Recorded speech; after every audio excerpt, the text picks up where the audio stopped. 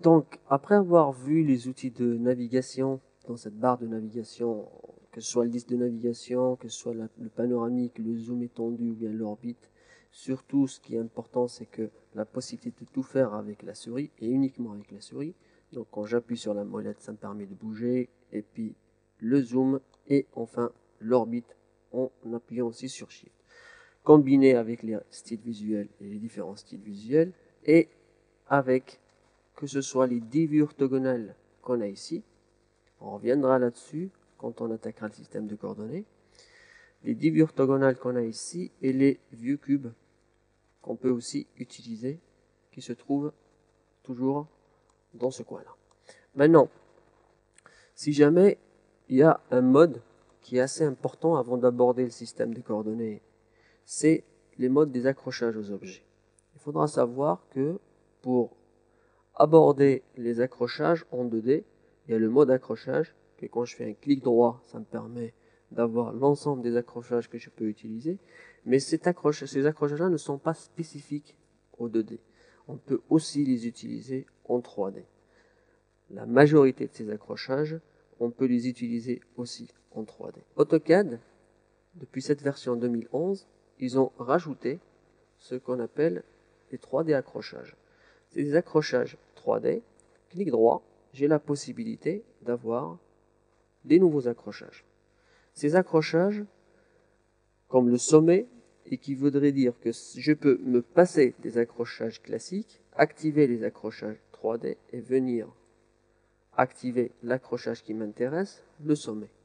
À ce moment-là, quand j'ai une commande et que je veux utiliser, par exemple la commande ligne, et quand je passe sur un sommet, il m'amène exactement la même chose, il me fait la même chose que l'accrochage qui se trouve ici, qui s'appelle extrémité. Sauf que celui-là ne fonctionne qu'avec les objets 3D. Ce que je vais faire, parce que là je vois que les ombres changent, je vais rapidement changer, on verra ça, comme ça vous montrera.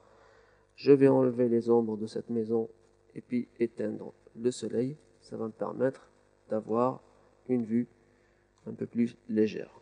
À ce moment-là, donc je repars sur mes accrochages. J'ai une nouveauté, parce que le sommet et le milieu de l'arête, il me donne la même chose que l'extrémité et le milieu. Le milieu de l'arête, ça peut être plus pratique que le milieu normal, tout simplement parce que lui, il considère l'arête de l'objet 3D en tant que tel. Mais surtout ici un accrochage assez intéressant qui est le centre de la face. Quand je clique et que j'active le centre de la face, quand je viens prendre un outil, automatiquement, il trouve le centre des différentes faces. Ça, c'est vraiment une nouveauté assez agréable à utiliser qui faciliterait le travail dans pas mal de cas. On peut peut-être l'appliquer dans un exercice que j'ai ici. Voilà. Admettons que je vais pour cela utiliser un déplacé, donc un déplacé normal, et j'aimerais déplacer, pourquoi pas, la face, donc le milieu de cette face, pour l'appliquer au milieu de cette face.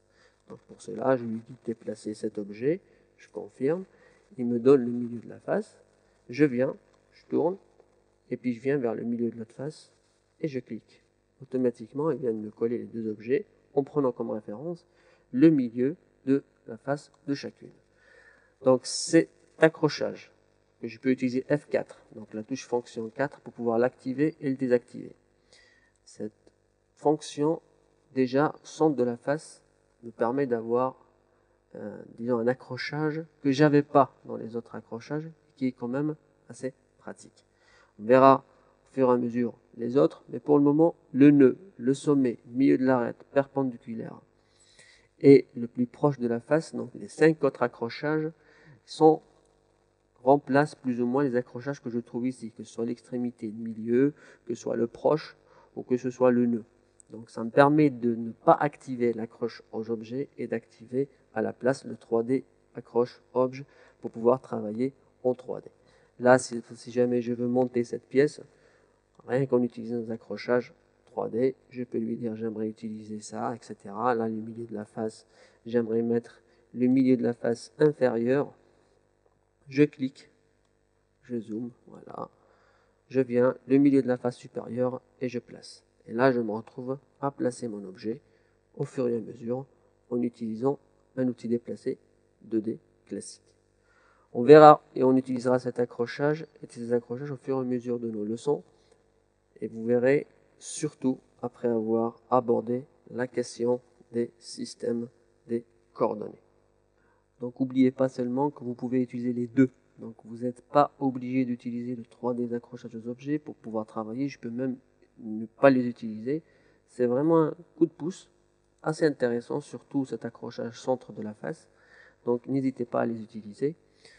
Et puis pour pouvoir aussi les avoir, n'oubliez pas que vous avez la possibilité d'utiliser le Shift et le clic droit de la souris pour avoir des accrochages, mais cette fois pas de manière permanente, mais de manière temporaire, c'est-à-dire si je veux utiliser l'extrémité seulement une fois, je peux venir prendre l'extrémité.